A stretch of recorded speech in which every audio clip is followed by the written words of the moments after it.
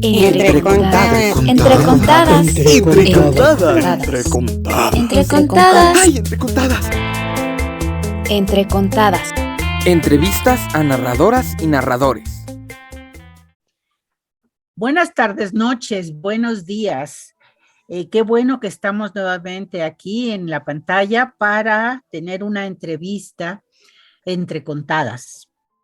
En este mes de marzo, dedicado a mujeres relevantes que han aportado, pues desde sus trincheras, lo mejor de sí mismas. Y en esta ocasión, soy Vivian Tirión, colaborando con la red, y tenemos a Mercedes Hernández. Mercedes Hernández estudió la carrera de actuación con el maestro Ludwig Margules. Protagonizó Sin señas particulares de Fernanda Valadez, película por la que recibió el premio Ariel a la mejor actriz. Esto lo otorga la Academia Mexicana de Artes y Ciencias Cinematográficas y fue en el 2021, el año pasado. En 2015 fue nominada al premio Ariel que otorga la misma asociación en la categoría de coactuación femenina por su actuación en la película La Tiricia de Jorge Pérez Solano. Bueno, finalmente se llevó el Ariel, pero con señas particulares. Ha actuado en 17 largometrajes, 4 cortometrajes, 8 series. Ha trabajado con directoras como Fernanda Valadez, Emilio Portes, Michelle Franco, Diego Luna, pues muchas personalidades del cine mexicano, por mencionar algunos, dice, ok. Y Michelle Cervera, José Miguel Cravioto. Bueno, Meche tiene un currículum muy amplio, nomás que estamos dando una probadita. Ha actuado en 25 obras de teatro, innumerables espectáculos de narración oral. Ya nos contará qué tan innumerables son estos espectáculos. Y también ha hecho cabaret. Ha dado muchos talleres, es una activista pues muy comprometida y amiga querida. Pues Meche, bienvenida. No, encantada, Viviane.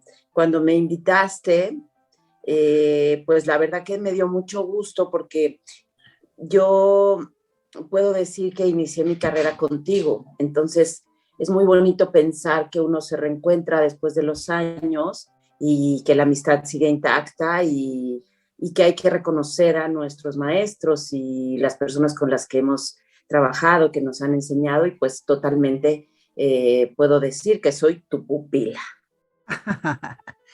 Mi pupila, pues bueno, sí, no, Meche, sí, no, de alguna manera. Bueno, cuéntanos, ¿por qué te decides a ser actriz?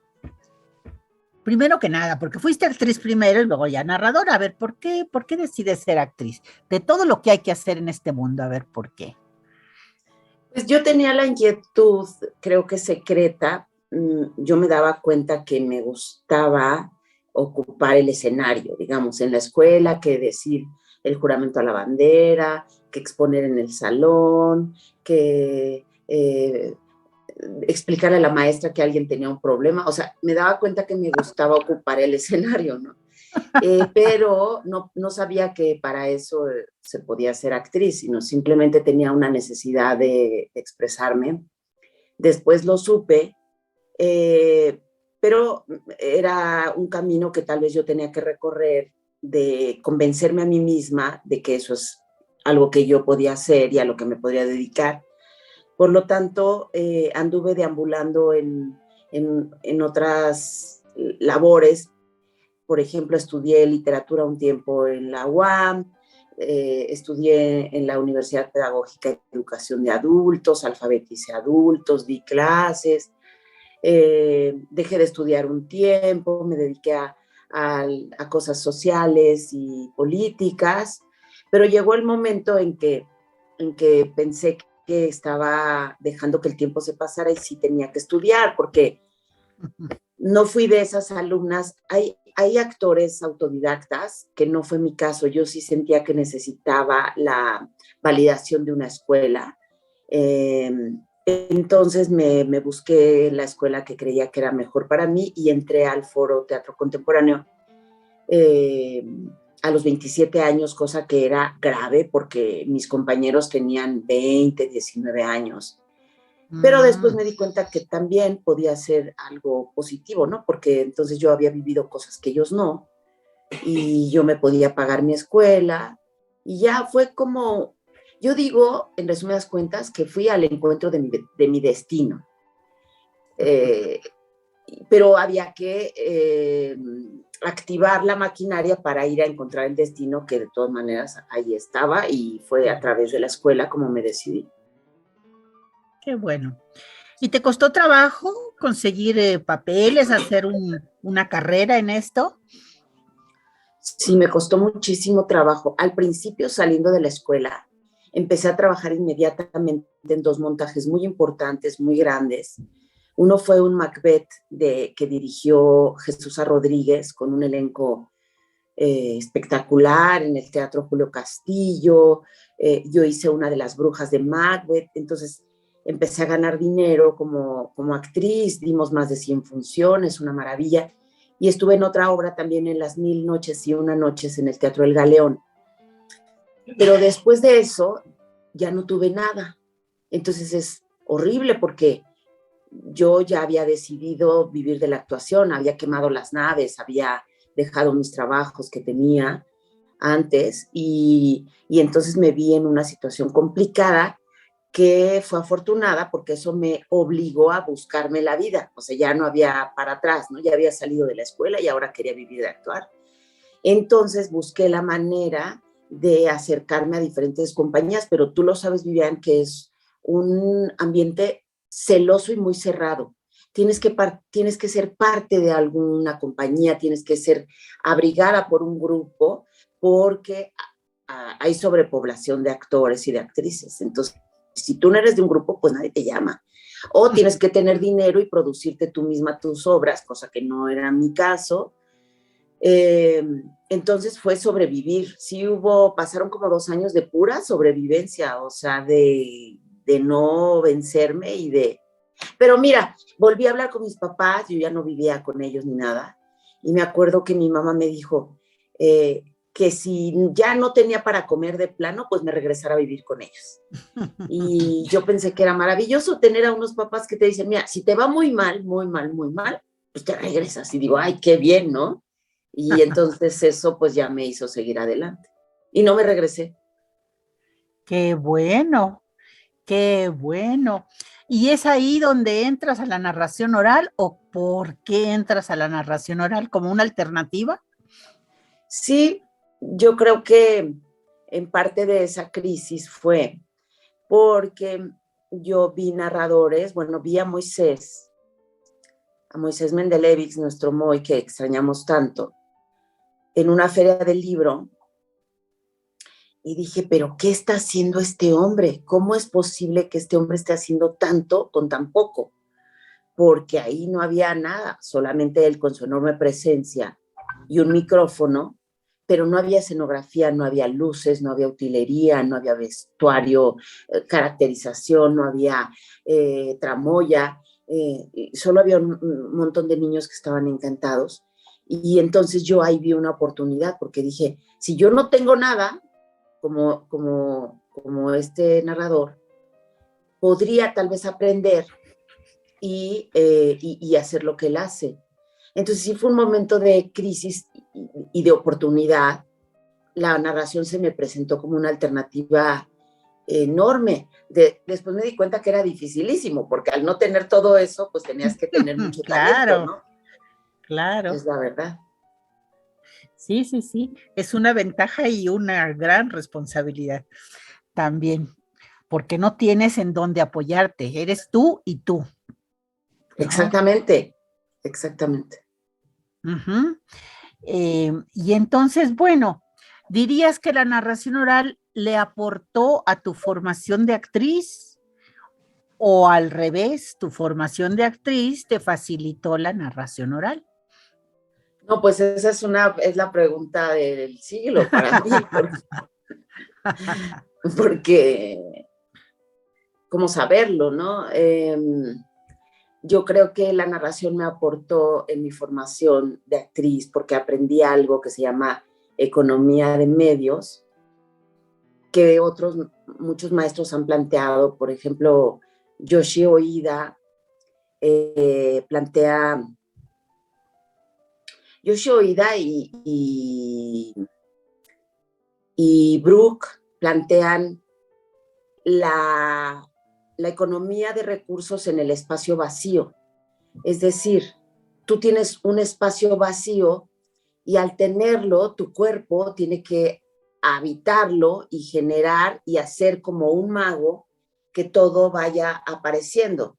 Peter Brook lo que hacía es con su compañía, que era una compañía internacional, pues iba a aldeas en África o en Latinoamérica o en cualquier lugar, y justamente donde no había un teatro, sino una plaza, un descampado, ponían una alfombra y el público alrededor como en una arena. Entonces los actores cuando entraban ahí, entraban a la ficción y se transformaban, y entonces empezaban a hacer la representación.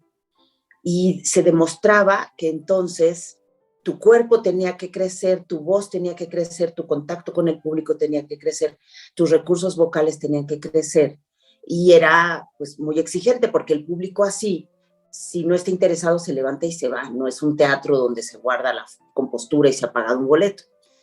Entonces, digamos que aprendí eso contando, y eso me dio mucha seguridad porque al tener ya después todo el aparato, cuando volví a actuar, pues yo ya sabía cómo hacerlo incluso sin todo el aparato, ¿no? Claro. Y ya no me daba tanto miedo, pues, si había un público desinteresado, porque yo sabía que tenía mi voz y mi presencia para interesarlo y lograr traerlo. Y también porque creo que la narración oral aporta un valor muy importante, que es la capacidad de expresarte, de no actuar para la nada, sino actuar para un público y hacerlo mirándolo a los ojos y creando la historia entre todos, ¿no? O sea, entre el público y el actor. Y eso es algo que en la escuela pues no se nos enseña, porque se nos enseña incluso que hay una cuarta pared y que tú actúas sin tomar en cuenta al público. Y me parece que es un error. O sea, no quiero decir con esto que no deba haber cuarta pared, pero sí tienes que tener la conciencia de que estás trabajando para alguien, y ese alguien está vivo y se está aburriendo horriblemente o está siguiendo la historia. Claro. Entonces, en ese sentido me aportó mucho, me hizo más valiente, más segura, más fuerte de saber que yo podía estar en cualquier escenario, grande, pequeño, con mucho público, con nada de público. Y viceversa, pues yo creo que también yo sí tenía algunas herramientas que el narrador tiene que desarrollar, como es la presencia, que cuando tú entres al escenario logres que el público te voltee a ver y quiera verte. Eso es algo que los narradores tenemos que desarrollar y desarrollamos a fuerza, ¿no? También tenía un entrenamiento vocal que me hacía tener una voz potente, y eso es muy necesario en la narración oral. Y tenía, yo creo que también recursos teóricos, pues porque en toda la carrera llevé clases de literatura comparada, de escritura creativa, de música. Entonces esos recursos pues que vienen a completar lo que el narrador hace, pues hacía que yo tuviera más elementos, ¿no? Con los cuales desempeñarme. Y sin embargo, ahora que lo veo con el tiempo, yo creo que este paso de ir del teatro a la narración oral, hay actores que no lo pueden dar, o actrices que no lo pueden dar, porque no son flexibles. Entonces se quedan con la idea, con la técnica de la actuación, y no se pueden deshacer de ella para ahora entrar a vivir otra técnica. Por eso es que algunos sí logran sacar un espectáculo, se aprenden sus textos, los presentan y luego ya de ahí ya no hay nada, se acaba eso, ¿no? Uh-huh. Y no, yo creo que la narración requiere de un compromiso muy grande, porque pues aprendí con todos ustedes que hay que tener un repertorio gigantesco y sobre todo hay que estarse entrenando con el público constantemente. Por ejemplo, en este momento me siento muy desentrenada, absolutamente desentrenada, porque es un entrenamiento que pierdes rápidamente y por eso hay que estar Claro. ahí con el público. Entonces Claro. yo creo que fue uno ayudó al otro y De ida y viceversa. vuelta, ¿no? Sí. Uno apoya al otro. Pues has sido afortunada en ese sentido porque ese paso decisivo lo has podido dar de una manera, pues no sé si fácil, pero sí muy convincente. Yo siento que también te aportó la narración oral naturalidad Claro. a tu actuación. Yo veo tu actuación muy natural. O sea, eres así como si estuviéramos platicando, ¿no? No veo una actriz, veo a una persona. Sí, el otro día, fíjate que fui a correr aquí, por donde vivo hay un cerro, y fui a correr y unas señoras me detuvieron y me dijeron, ¿es usted la actriz? Y digo, sí. Y dice, una le decía a la otra, es que es igualita, está igualita. Y me dio mucha risa porque yo pensaba, pues claro que soy igualita. O sea que, pero sí sé a qué se refieren, o sea, sé que no hay como tanto artificio, ¿no? Y sí me lo enseñó la narración, por supuesto. Sí, es fuera de escena, pero también en la escena, o sea, ya sea como actriz o como narradora, siento que trabajas de una manera muy natural, muy orgánica. Y eso me hace pensar en el juego de los niños, Meche, Sí. ¿no? Los niños se lo creen todo y lo hacen desde su más profundo convencimiento. Ser un burro, ser un caballo, ser un Superman, lo que sea, se lo creen y actúan en consecuencia, crean su mundo, ¿no? De una manera natural, pero muy convincente, porque va de adentro hacia afuera. Sí, totalmente, y es algo que se nos olvida, pero los niños juegan muy en serio. Claro, claro, juegan muy en serio. Y por algo, el teatro se dice play, ¿no? En inglés. Claro, ¿No? Y actuar se dice to play, y tocar música es play. Entonces, pues hay que no perder esta esencia del juego en aras del ego o de la complejidad, ¿no? sí, totalmente. Eso, o sea, en español le llamamos actuar, tienes razón, y al Sí, teatro le llamamos al género o al edificio, pero en realidad podríamos decir, ya voy a jugar, ¿no? Cuando va a empezar sí, el juego, claro, estoy jugando. estoy jugando. Ok, y supongo, porque ya pues el currículum ha ido creciendo, que te han pasado una serie de anécdotas y de experiencias de todo tipo en los viajes, en la filmación, en los teatros, en las contadas. Así que algo tendrás que contarnos de esas experiencias anecdóticas. Cuéntanos algo. Ay, pues sí, muchas cosas. O sea, yo no sé en qué momento pasó tan rápido el tiempo. Voy a cumplir 52 años, ¿no?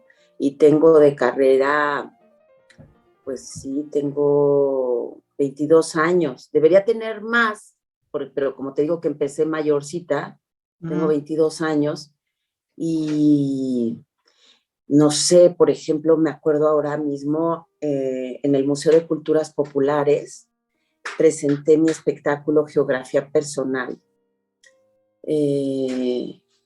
Recuerdo que antes de mí se había presentado Marilu Carrasco. Fue una función muy bonita y después me tocó a mí. Y cuando terminé mi función, una señora humilde se acercó a mí y me abrazó y me dijo que le había gustado mucho. Y me dijo, perdóneme que nada más le pueda dar esto, pero recíbamelo. Y me dio 5 pesos.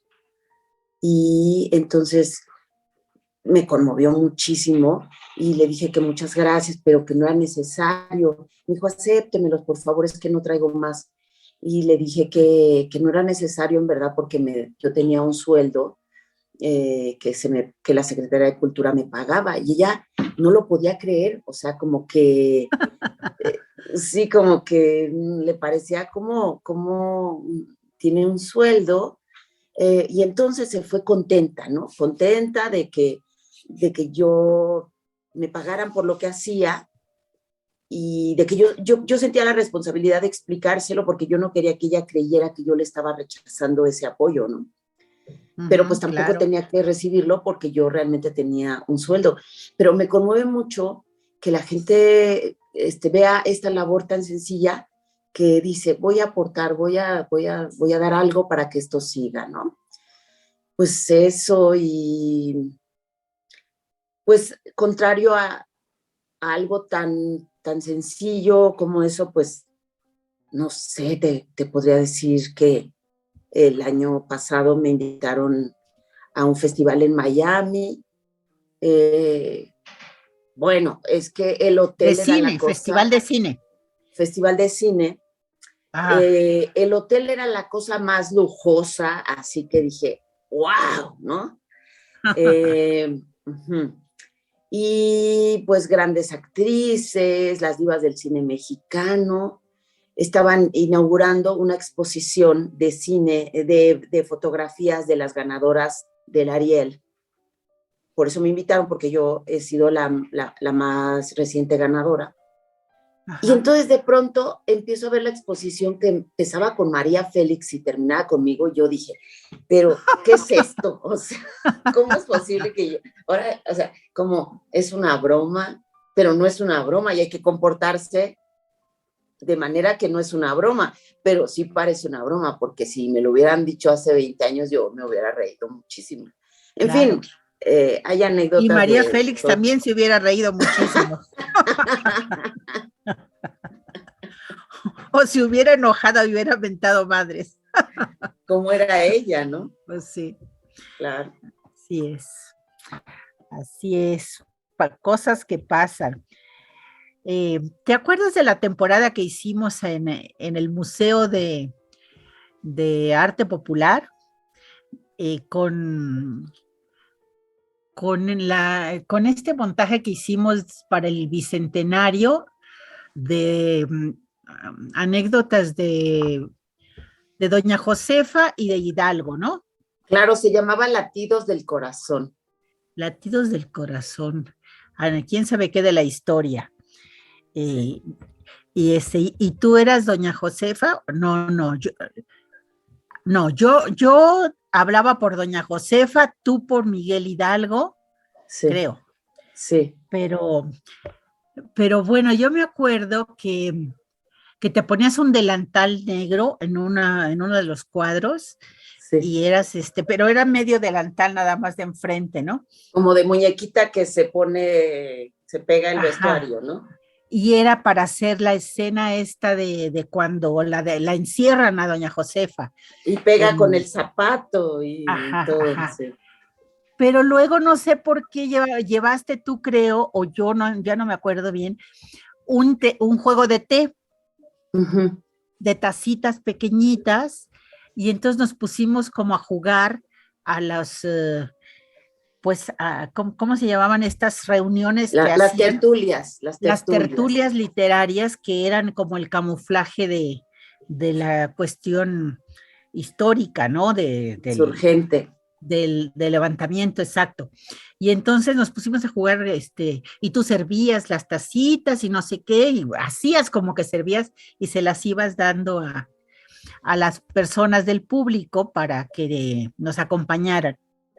Sí. Y entonces en esa estabas dándoselas a las que estaban más cerca y hablando de Doña José como Doña Josefa, y entonces a mí se me vino al recuerdo que cerca de ahí, en la calle de Mesones, está el Colegio de las Vizcaínas, donde sí, Doña Josefa estudió y donde yo también estudié.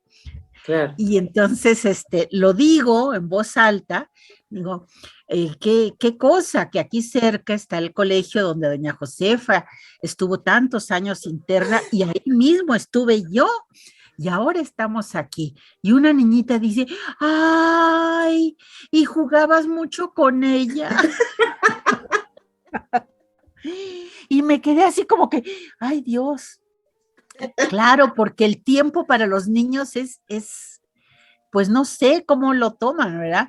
Entonces le dije, no, niña, es que los tiempos no nos juntaron, Pero si pero sí hubieras estuve en jugado. la escuela, ¿no? Y son esas anécdotas que se quedan en el recuerdo muy, muy apreciadas. Sí, Y como las no me acuerdo. oportunidades que nos da este oficio de comunicar, ¿no? Y de tocar a las Sí, personas. totalmente, sí. Sí. Oye, Meche, ¿y regresaste al teatro? ¿Estás en temporada? Cuéntanos. Sí, estoy en El viento en un violín, que dirige Cristian Magaloni. Es un texto de Claudio Tolcachir, un dramaturgo argentino. Es una obra tremenda porque es una comedia negra, de mucha risa y muy tremendo de lo que nos reímos. Y pues estoy muy contenta de estar en el teatro porque me gusta mucho tener un equipo. Creo que eso es lo que más disfruto, tener a mis compañeros actores y eso de que llegas al teatro y que vamos por un café y que platicamos y luego ensayamos y nos contamos cosas y luego el vibrar de todos, ¿no? El que pone las luces, el que pone el sonido, el que cobra los boletos, todo tiene que funcionar bien y la obra sale adelante. Me gusta mucho por eso. Fíjate que a veces, retomando lo de la narración, a veces eso me dolía contando cuentos, me parecía solitario. Por eso cuando trabajamos juntas me gustaba, o sea, siempre me gustó como tener más compañía porque eh, lo creativo siempre lo asocio con la compañía. Ujú, ujú. Eh, y, lo solitario me gusta, pues porque permite la introspección y tú te mandas solo, pero pues luego también eso da miedo porque uno se manda solo y qué tal si se está mandando mal, ¿no? Ajá, Entonces es como que te gusta, pero a veces no tanto, creo. claro. Claro, el trabajo colectivo tiene lo suyo, pero también los unipersonales o trabajar solo, pues te permite improvisar, cambiar, eh, no sé, muchas otras cosas que no puedes hacer cuando tienes a compañeros, ¿no? No puedes estarles moviendo el Totalmente, tapete a los otros. totalmente. Bueno, Sí. y cuéntanos de la obra, ¿sí está buena? ¿Sí hay que ir? Está buenísima, te voy a decir por qué. El dramaturgo es buenísimo, eso ya es un gran punto porque tenemos un texto precioso. Ha sido montado innumerables veces en España, en Argentina, bueno, en Sudamérica. Esta obra es la primera vez que se presenta en México con actores mexicanos. Sí se presentó una vez en un Cervantino con la compañía de Tolcachir, la compañía argentina. Eh,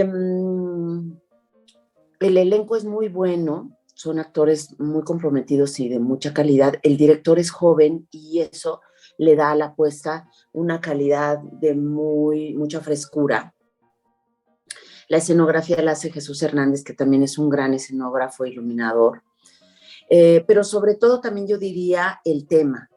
El tema es sobre la familia y sobre todo sobre las madres.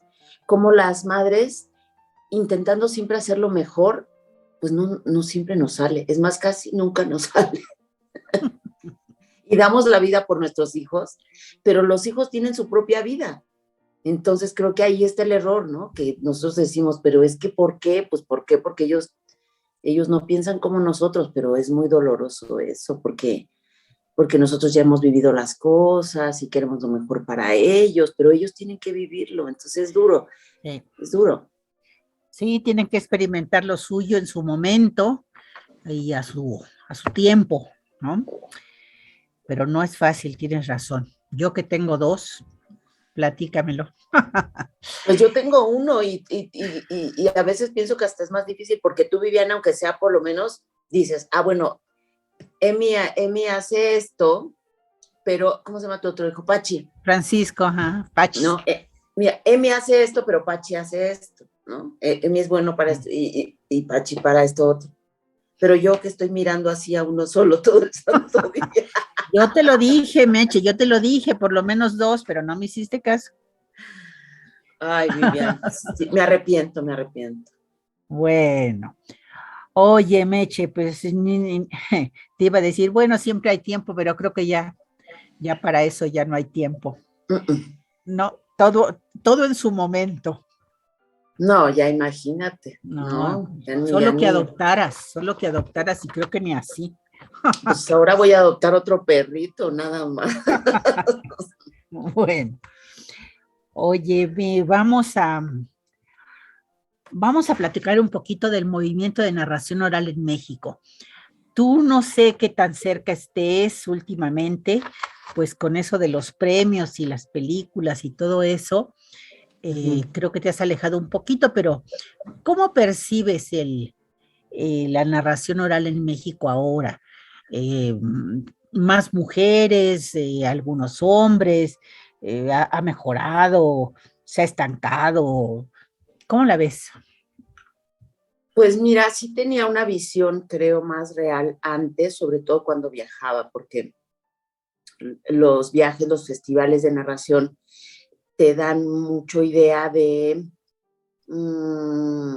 calibrarte, ¿no? De medirte con otros.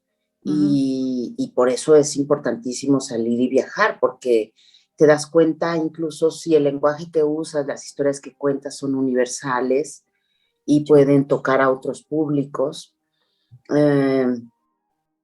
Pero estás en convivencia pues con grandes narradores y es innegable que te mides, ¿no? Y yo en ese entonces siempre sentí que México ocupaba un lugar muy importante, de mucho reconocimiento. Tenemos mucha tradición oral en México, muy buena literatura también, y creo que el desempeño nuestro es muy bueno. Al principio que empecé a viajar, a mí me impactaron mucho los colombianos, porque yo decía, qué cosa, pero ¿cómo pueden hablar tanto? Tanto y tan rápido. Tan rápido, ¿no? Y los argentinos gritar tanto, y yo me sentía como un poco intimidada, y luego sacaba lo mío, pero naturalmente después me di cuenta que nuestra energía es otra, y eso es lo bonito de nuestra energía, que es más asentada, más reflexiva, muy profunda. No somos tan así de boca, no sé cómo decir, de lanzar tan fácilmente las cosas, y eso tiene su mérito. Me daba cuenta siempre que había más mujeres que hombres, y entonces me gustaba llegar a festivales también que dirigieran mujeres, porque pues como siempre lo que pasa es que como que la tropa somos mujeres y luego quien dirige son hombres, ¿no? Me daba cuenta entonces también de la importancia de democratizar los espacios. Y recientemente sí he estado más alejada, pero bueno, están las redes que nos pueden ayudar a ver, ¿no? Y veo jóvenes, veo nuevas generaciones, me gusta mucho, siento que están muy preparados. También fui jurado de las becas del FONCA por un tiempo, 3 años. Sí, porque repetí. Perdón. Y me daba cuenta que venía una generación vibrante, una generación pensante, con buenos proyectos, muy preparada. Y pues eso, por ejemplo, fue muy importante, ¿no? Que las becas de narración se incluyeran, porque eso validaba pues la narración como una labor artística del mismo nivel que el teatro y que la música, etcétera. Ajá, y ahí vi muchos jóvenes, los alumnos de Marcela, estuve colaborando con ellos, sí, sus alumnos de la UBA, ¿no? Y a veces ellos viniendo también a mis funciones. Yo creo que el último espectáculo grande que hice, que fue algo sobre las leyes de la gravitación universal, que era un espectáculo que reunía la narración oral y la actuación ya de manera muy franca, digamos, ahora estoy contando, ahora estoy actuando, Vinieron muchos narradores y narradoras a verlo, cosa que me alegraba muchísimo. Y pues ahí también me di cuenta porque ya no me daba tanto miedo, ¿no? Como decir, pues ahora hago esto y ahora hago esto otro y no tengo que complacer a nadie, ¿no? Pero el movimiento en México me parece que es grande, es presente y que necesitamos más apoyos. Yo creo que ahora, bueno, ya la pandemia está terminando, pero necesitamos reacuerparnos para otra vez volver a calentar los lugares, las plazas donde se hacía, porque pues sí, creo que es muy celosa la narración, entonces tantito lo dejas y el público se va a otra cosa y hay que hacerlo venir nuevamente. Sí. Hay que retomar los espacios y la contada en vivo y en directo. Eso es muy importante. Yo le pregunté al maestro Garzón Céspedes por Facebook que qué opinaba de contar en línea. ¿Qué te dijo? Me dijo muy concretamente que eso no era contar, que la oralidad se pierde la espontaneidad y que si lo que nos interesa es dar a conocer el cuento por el cuento mismo, pues sí, hay que aprovechar los medios que tengamos al alcance, pero eso no suple a la oralidad y menos a la oralidad artística, ¿no? Sí, no. Y entonces yo por eso no he querido hacer festivales en línea, además de que ya está muy saturado, pues hay en todos lados y festivales en línea, y también porque siento que va en detrimento de la comunicación. Pero ya estamos en un momento en el que se empieza ya a abrir el panorama. Ya en Nuevo León, en Monterrey, Rosa Marta ya está combinando en directo y grabados, ¿no? En esta emisión del Habla Palabra. Y yo creo que yo el año entrante lo voy a hacer también. Mientras tanto, pues he experimentado contar en línea. ¿Tú lo has hecho? ¿Has grabado videos? Mira, me invitaron los maestros de la sección 9 de la Coordinadora Nacional de Trabajadores de la Educación a contar un cuento en un evento y me sentí tan mal, me sentía muy mal, es que, o sea, lo hice, bueno, pues porque ya estaba ahí, pero dije, no, esto está rarísimo, porque les pidieron a todos que apagaran sus micrófonos. Y entonces yo me sentía como hablando sola, y entonces lo que es bonito es contar con, entonces les dije que no, que en el segundo cuento, porque fueron dos cuentitos, que podían prender y que yo prefería pues los ruidos y que tal vez alguno hablara de otra cosa o lo que sea, pero eso de sentirme ahí en silencio, no me gustó nada. Y de teatro hice una cosa y también me pareció rarísima, entonces no, igual Luis de Tavira, el maestro Luis de Tavira lo mismo dijo, ¿no? O sea, que el teatro tenía que hacerse en vivo y que, pues porque además lo que pasa es que el cine está tan bien hecho que por más que tú produzcas un video, pues nunca te va a quedar igual, ¿no? Que una producción cinematográfica. Entonces, el público que prefiere ver, pues algo que esté nítido, que se escuche, que se vea, que tenga efectos, que es diferente de esto que estamos haciendo conversando ahorita las dos, es muy diferente, ¿no? Sí. Pero pretender lo otro, no, sin embargo no critico, o sea, se tenía que seguir comiendo y pagando la renta y pues se tenía que encontrar la manera, y si esa fue, pues esa fue, pero qué difícil. Sí, difícil, y pues siempre nos queda de ver porque la presencia humana no se siente, entonces es como sola en el desierto, ¿no?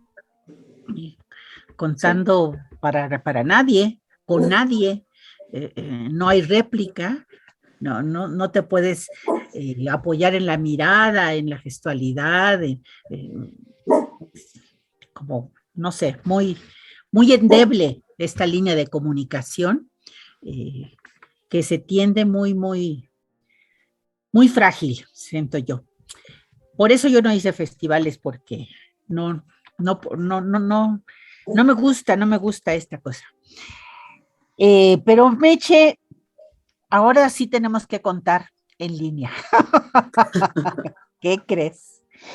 Un cuento corto, pero me lo cuentas a mí, al cabo yo voy a estar aquí muy atenta y voy a tener mi micrófono abierto y entonces si algo me surge, pues te voy a interrumpir, ni modo. ¿Tú estás lista? ¿Qué nos puedes contar? A ver, ¿qué Y hablemos contaré? del repertorio también, cómo se conforma tu repertorio, en qué te basas. Pues el repertorio,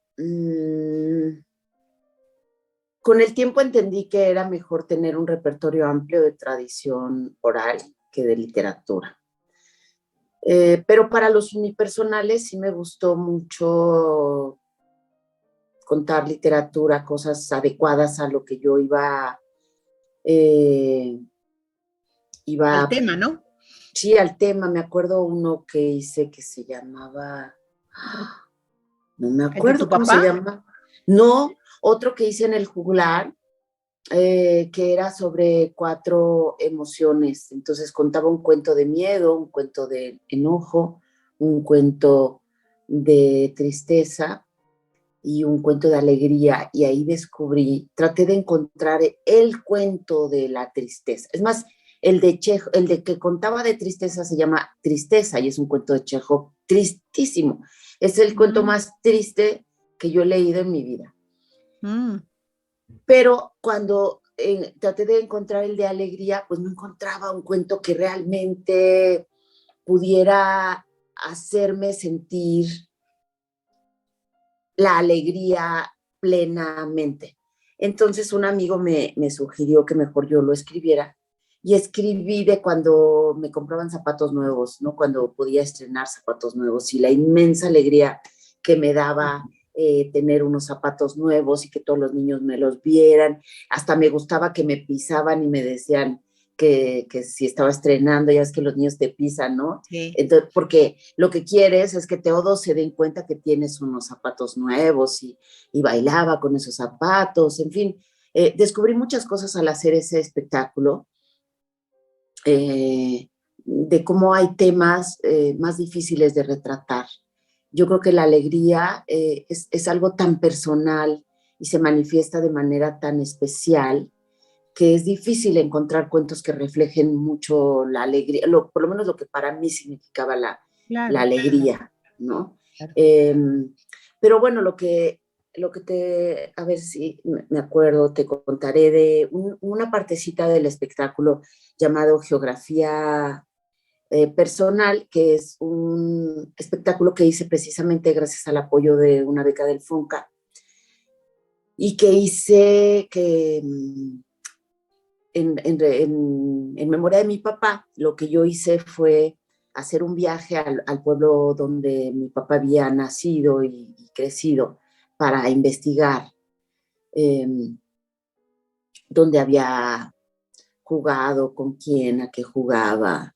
Y entrevisté a mucha gente y a partir de ahí escribí un relato eh, que es el que les puedo compartir. Así que pues es algo que yo misma escribí a partir de lo que me contaron. Dice así. Eh, yo no conocía a mi madrina, porque mi madrina venía desde Tamazulapan, allá en la Mixteca oaxaqueña. Venía desde Tamazulapan hasta la Ciudad de México cada vez que mi mamá tenía otro de sus hijos. Ella venía, nos bautizaba y regresaba al pueblo. Así que yo sabía que tenía una madrina, pero en realidad pues no la conocía. Había una foto por ahí. Y un día me pregunté, ¿quién es mi madrina? Y le rogué a mi mamá que me llevara al pueblo para que me la presentara. Y así lo hicimos. Recuerdo que en la terminal, en la Tapo, tomamos un autobús en la noche que nos llevó hasta Tamazulapan. Fue un viaje bonito, nos dormimos. Viajar con mi mamá para algo tan especial era era importante para mí. Llegamos al amanecer y en cuanto bajamos del autobús yo pude sentir el olor a madera que se quema para preparar el atole o el café. Escuchaba pues, la naturaleza, los gallos cantando y el sol que estaba por salir. Llegamos a la casa donde nos iban a hospedar, que era de unas tías, y cuando ya fue el momento de ir a conocer a mi madrina, mi mamá me dijo que caminábamos por una calle empedrada y llegamos hasta una pequeña casa pintada de blanco por dentro y color piedra por fuera. Ahí vivía Florita, mi madrina. Tocamos en la puerta, era una puerta de madera desvencijada y se oyó una voz, apenas se escuchaba su voz, decía, adelante.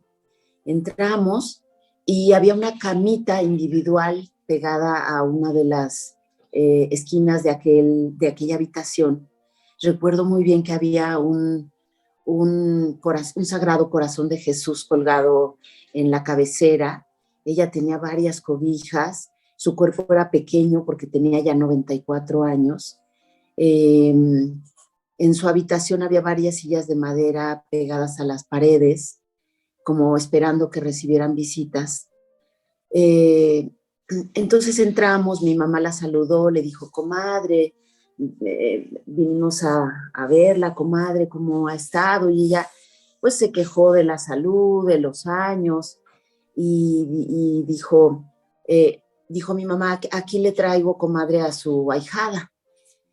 Entonces ella preguntó, ¿tú quién eres, mijita? Y le dije, yo soy Mercedes, madrina. Ah, Mechita, contestó ella, Mechita. Y me maravillé de verle su cabello blanco, sus trenzas ya muy delgaditas, del poquito pelo que ya tenía. Y me le quedé observando y ella preguntó, ¿ya te casaste, mijita? Y a mí fue una pregunta muy decepcionante para mí porque yo no me había casado y yo pensaba que ella lo iba a ver mal, ¿no? Y me hubiera gustado que me preguntara yo que había estudiado o si había viajado alguna vez, pero su pregunta fue si me había casado y pues tuve que aceptar que no me había casado aún. Le dije, no, madrina, y me dijo, ay, mijita, pues cásate, porque cuando uno no se casa, no hay niños que te estén dando lata, no hay marido que te esté dando tarea o con el cual estar peleando, pero la soledad sí que molesta. Pero yo, como sabía bien su historia, me atreví y le dije, pero entonces usted, ¿por qué nunca se casó, madrina? Porque yo sabía que ella no se había casado nunca. Y ella me dijo, yo no me casé, mijita, por un gusanito. Ven, siéntate aquí a mi lado y te voy a contar. Y me senté a los pies de su cama y me dijo esta historia que ahora te voy a contar, Vivian. Uh-huh. Florita me dijo que cuando ella estaba pequeña, como de unos 6 años más o menos, su mamá le dijo a ella y a Betito, que era su hermano chiquito, que iban a ir a recoger aguacates. Y les dio mucho gusto porque era un día soleado, las nubes, los pajaritos y sobre todo salir al campo y con la mamá y con las tías. Y cuando ya estaban ahí en el campo, Betito se trepó a un árbol y desde lo alto del árbol, abriendo la mano, le gritaba y le decía, mira, Florita, lo que me encontré. Y Florita dice que vio en la mano de su hermano Betito un gusanito tornasolado, muy brillante y muy, muy pachoncito, muy bonito. Entonces, Florita le gritaba desde allá abajo del árbol, préstame tu gusanito, Betito, préstamelo. Y Betito le dijo, no, ¿qué? Atrapa el tuyo. Y entonces Florita trató de subir al árbol, pero él bajó por otro lado, Florita lo correteó, el niño corría más rápido y cada vez más Florita quería tener ese gusanito. Claro, ella siendo más grande, lo alcanzó y lo derribó, le abrió la mano a la fuerza y partió en dos el gusanito. Entonces le dijo, aquí está tu mitad, por egoísta, toma la mitad de tu gusanito, y lo mató, lo partió en dos. ¿Sí? Ajá. Y entonces dice que Betito se puso a gritar, mamá, mira lo que hizo Florita, mató mi gusanito, y ahora yo me voy a morir por su culpa. Y dice Florita que la mamá le dijo, ¿cómo crees, mijito? Tú no te puedes morir porque tú eres el más pequeño de mis hijos, y cuando yo sea vieja, a ti te va a tocar cuidarme. Tú me vas a ver morir, tú me vas a sacar al sol, tú me vas a dar las medicinas, porque al hijo más pequeño le toca hacer eso con la mamá. Y Betito le dijo, no, yo me voy a morir porque Florita mató al gusanito, y entonces que te cuide ella. Y dice Florita, a sus 96 años, cuando me contó esta historia, me dijo que a su hermano Betito le dio sarampión, y 4 días después se murió. Y entonces ella pasó a ser la hija más chica. Entonces me dijo, yo no me casé por eso, Merceditas. Yo no me casé porque yo vi a mi madre morir, yo la cuidé, yo la alimenté, yo le di sus medicinas y la saqué al sol. Así que tú que puedes, cásate, mijita. Y le hice caso. Pero fíjate qué historia, lo que puede pasar un gusanito la mitad. Qué barbaridad. Pues sí, la creencia y tal vez, pues sí, cómo se nos quedan los mensajes, ¿verdad? Pero me encanta del cuento, pues todo su misterio. Y sobre todo me encanta que es un cuento que ella me contó. Ella estaba, porque ya murió, evidentemente, convencida de que esa era la razón por la que ella no se había casado, por un gusanito. Pues sí. Y de alguna manera sí, de alguna manera fue así. Pues sí. Digo, lo del sarampión, pues con eso no contaban, pero fue un drama, verdaderamente. Y las costumbres de ciertas familias y ciertos pueblos, de que la más chica o el más chico se queda hasta que se es necesario, ¿no? Pues sí, acuérdate en Como Agua para Chocolate, pues también de Montes. Sí, exactamente. Oye, Meche, ¿y te gusta leer a ti, verdad?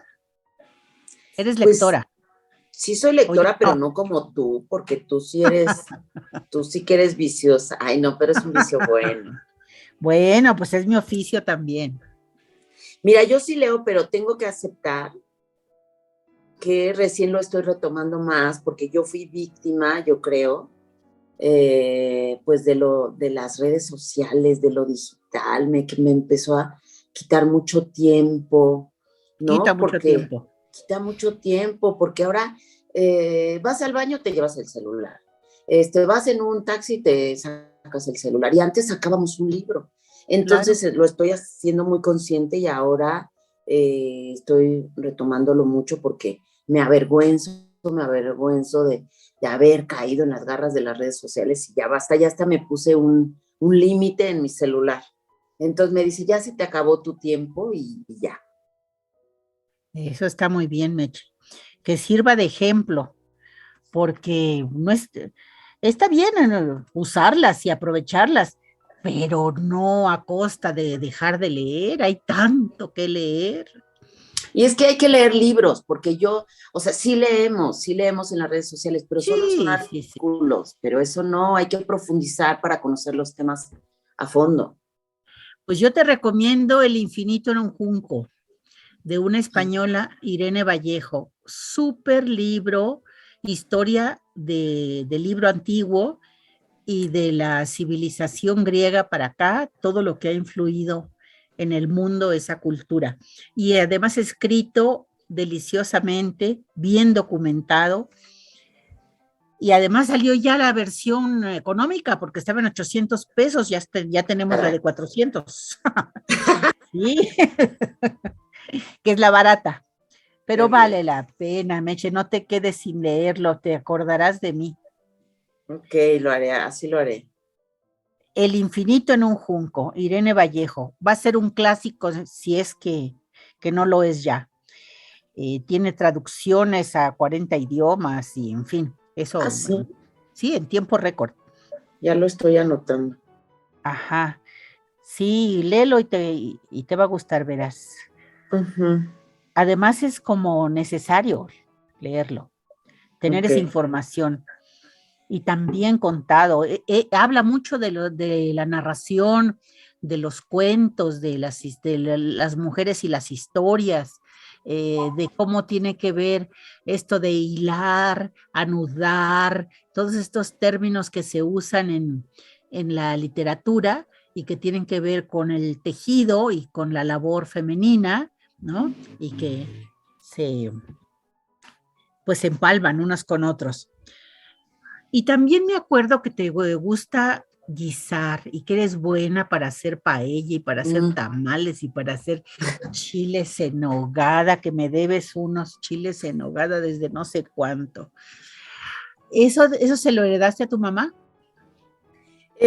Yo creo que sí, pues sí, era lo que se hacía, ¿no? Cocinar, y a mí desde niña me ponían pues a pelar los chícharos, a cortar todas las verduras, luego pronto a hacer sopa Mm, y, y ayudar en la cocina. Además, siempre es muy bonito, la cocina es un lugar privilegiado, es ahí donde se claro. cuentan las historias, los chismes.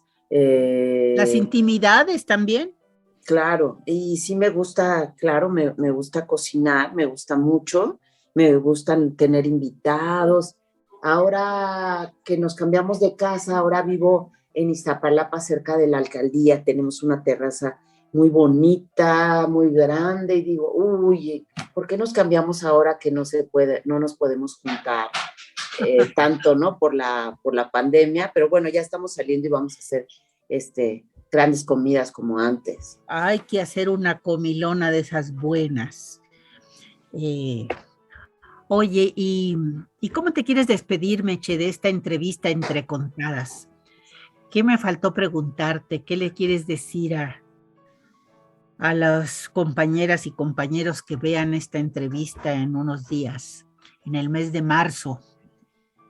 Pues mira, me parece muy importante lo que hacemos. Yo di un taller hace unos años para recuperar historias de mujeres y ahí conocí a Jacinta, una mujer que venía al taller, que era muy chiquita, medía como 1,40 y ella se dedicaba a levantar basura para separarla y venderla, ¿no? Vender PET, vender aluminio, vender cartón. Y cuando vio que estábamos ahí en esos talleres en la calle, se acercó, la invité y vino y me dijo, es que yo no sé leer ni escribir, yo no puedo, porque lo primero que le dábamos a la gente era un cuaderno y una pluma de regalo. ¿No? Me decía que ella no sabía. Y le digo, no, Jacinta, pero usted sí sabe hablar. Entonces usted me puede contar y yo escribo. Y me contó unas cosas tan maravillosas, o sea, Mm, una historia de vida impresionante. Y finalmente, pues eso es lo que hacemos contando, nos democratiza, ¿no? Si sí. sabemos hablar y si sabemos escuchar, pues es accesible y eso es lo que más me gusta de la narración oral. No es algo elitista, no es algo académico, no es algo inaccesible, es algo que puede ser para todo el que quiera recibir un regalo y también quien quiera ser generoso de regalarlo, ¿no? Claro. Eh, entonces, pues eso, yo me quisiera despedir reconociendo la enorme labor que hacen y que hacemos los narradores, lo importante que somos eh, para que la palabra perdure. Y pues mira, ya, qué más tenemos que resistir si hemos resistido todo? ¿No? O sea, no, esta historia va a seguirse contando. Hay muchas narradoras. Ahorita me estabas dando los datos de cuántas narradoras en esta red. Pues es enorme. Y esto es mundial, ¿no? Sí. Estoy muy Y contenta. y con una presencia muy protagónica de la mujer de cualquier edad, ¿no? Tanto las mujeres maduras como las jóvenes tienen este gusto por contar y por dar continuidad a su propia historia y a la historia de sus comunidades, que es importantísimo seguir contando y seguir escuchando historias de los labios de otras personas. Pues qué gusto tenerte, Meche, entre contadas y que nos hayas compartido cachitos de historia, de anécdotas de tu vida y que nos hayamos visto aunque sea a través de la pantalla. Y espero los chiles en nogada para irlos a degustar a la terraza esa, ¿no? Ay, sí, y ahora en el jardín tenemos hasta un árbol de granadas y ya dio granadas y digo, no, pero ya, No, o sea, no, ¿qué no, más ya nos quiero? toca, ya nos toca. Muchas gracias, Meche. Saludos a la familia y espero que nos veamos en directo muy pronto. Encantada Estés muy siempre bien. para ustedes. Muchas gracias, Vivian, Muy y a bien. todas y todos. Pues nos despedimos entre contadas, estén pendientes de esta entrevista con Mercedes Hernández, una narradora que cuenta muy bien. Gracias. Red de Narradoras México.